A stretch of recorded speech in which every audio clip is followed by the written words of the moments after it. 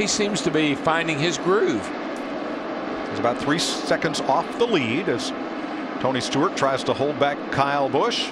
And as Tony Stewart took the lead, he said this. Excuse me, pardon me, coming through. Got hard to watch them, huh? Yeah, baby. Now, you know why he's happy? Because he made that call about staying out, and he's paying that off by getting the lead.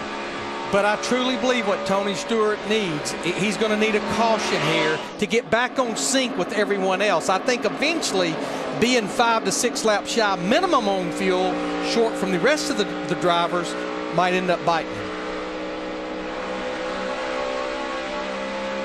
Kyle Busch retakes the lead. Now his Joe Gibbs Racing teammate Denny Hamlin had an engine apparently go sour, but Hamlin did not come to pit road. What's up, Krista? Yeah, at first they thought it was the engine. He checked all his gauges and they sounded great. Mike Ford said anything else, and Denny said this on the radio.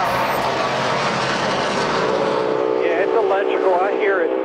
They got the 2 red lights on the dash, and then all of a sudden it stopped. Like it didn't want to go through the chip. And down here in the pit, Coach Gibbs just arriving, the team getting ready just in case they need to make an ignition switch. They have the pieces and parts ready should Denny need to come back in. Now Hamlin is the last car on the lead lap. He is about 10 seconds from going a lap down. Joe Gibbs Racing has had 5 engine failures here, most of all teams. Coach looked like he was standing on the sideline at the Super Bowl, and it's 4th and 1. And he hadn't really decided what to do yet.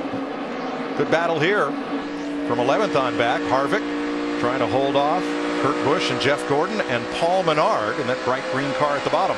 And I've got to say, changing just 2 right side tires on Kurt Busch, the 22 car, it's not hurt him that bad yet. Maybe he found what he was looking for, and that's just being somewhat up near the front.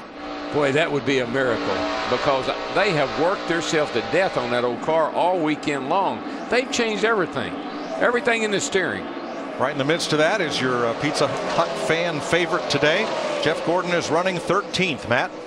Mike still outside the top 10, trying to make his way in. His biggest issue, he keeps telling his team, turn 3. He can't run the top, can't run the bottom. The car just too free on initial entry.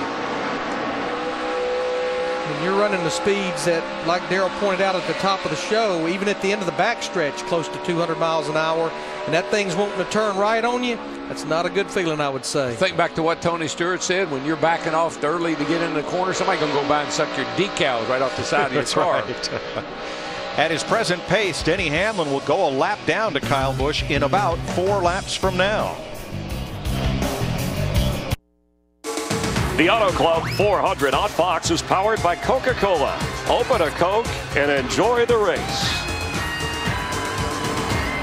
Ontario Motor Speedway was the showplace of the sport when it opened, but it drew its largest ever crowd for a Rolling Stones concert, not for an auto race. It sat about 3 miles to the west of the present California Speedway, and now it's a multi-use commercial development. Kyle Busch leads Tony Stewart by half a second, halfway next time by. Lap 100, 200 miles, crossed flags for halfway.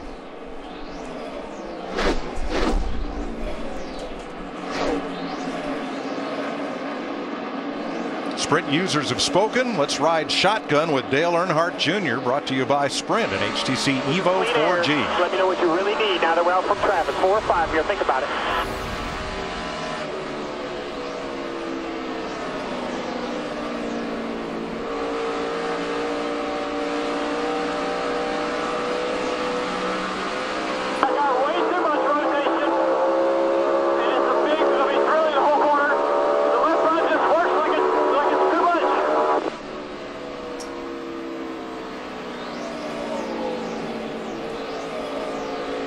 Feel your inner NASCAR fan with live in-car audio and real-time stats on NASCAR SprintCup Mobile and the new HTC Evo 4G, only from Sprint at sprint.com/speed. And as I look at Dale Jr. driving his car, earlier in the race he was taking that right hand and just a constant steady pull on that steering wheel. Now you can see he's having to really work with the car, trying to get it to go around the corner like he wants it to.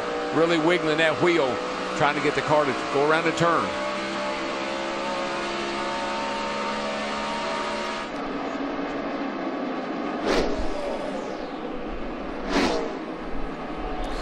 26 cars on the lead lap. All of them stopped at lap 76, except our race leader, Tony Stewart, who was in the pits. Second place car, Tony Stewart, he was in the pits 7 laps prior to that. And here's trouble for Riverside, California's David Gilliland. Looks like he has hit the wall.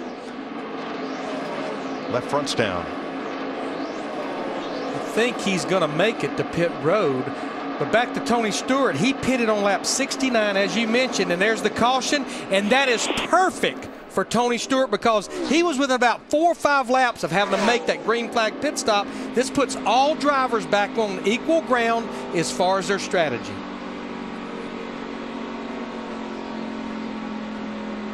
Second caution of the day. The first was for debris. Still just a little. Ford kind of came to it at the end. It was, but I think it was more the front end was giving up than the back end was getting better.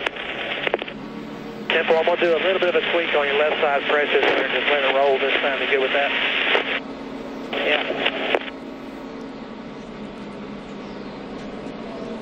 This caution is also a benefit to Denny Hamlin. He'll be the free pass driver. And I kind of like what Darian Grubb, you're looking at here in the shot. I like what he's actually doing. He's asking Tony his opinion. Just like when they stayed out on gas, he asked Tony his opinion. And obviously they have something worked out to where he really values what Tony wants to do. Just like then. Are you okay with that adjustment?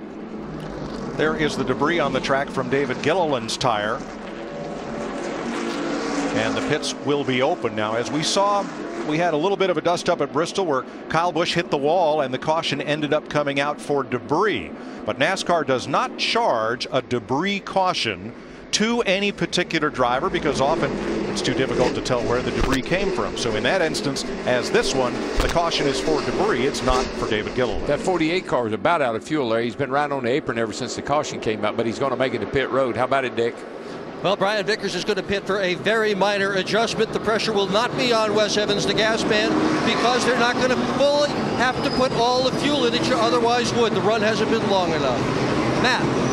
And Tony Stewart pulls to a stop. You heard his diagnosis of the 14 car. They make big headway. Just some small possible air pressure change on that 14. Steve. Well, Matt, small adjustments again for Kyle Busch. Small track bar adjustment, some air out of the right side tires.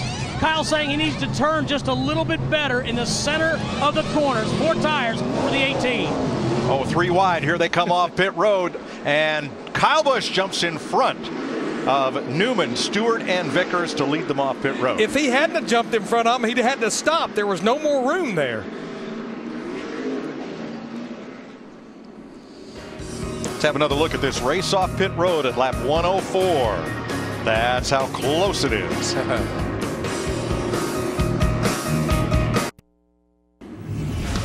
While you're watching the Auto Club 400 powered by Coca-Cola from Southern California, in time for an AT&T race break with Jeff Hamlin, Chris Myers, a quick recap, and Denny Hamlin, Kyle Busch, teammates. This is on lap 2, going at each other, racing hard because that's what you're supposed to do. Trevor Bayne, the Daytona 500 hero, into the wall. Hasn't done better than 20th since.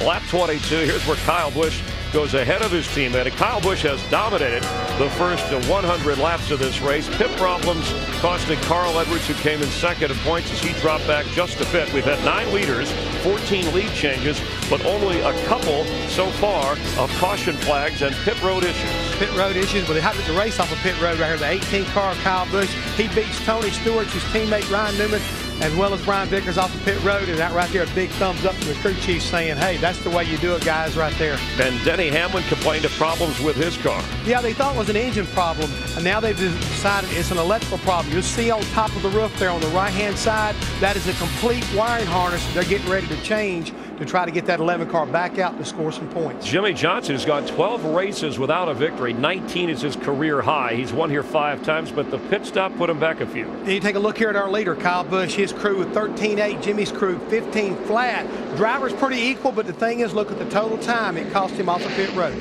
And looking at the current standings for the fastest pit crew and how the fans have voted so far, we'll keep an eye on this. You can get in on it by texting the car number you think will average the least amount of time on pit road. AT&T, the nation's fastest mobile broadband network. And Kyle Busch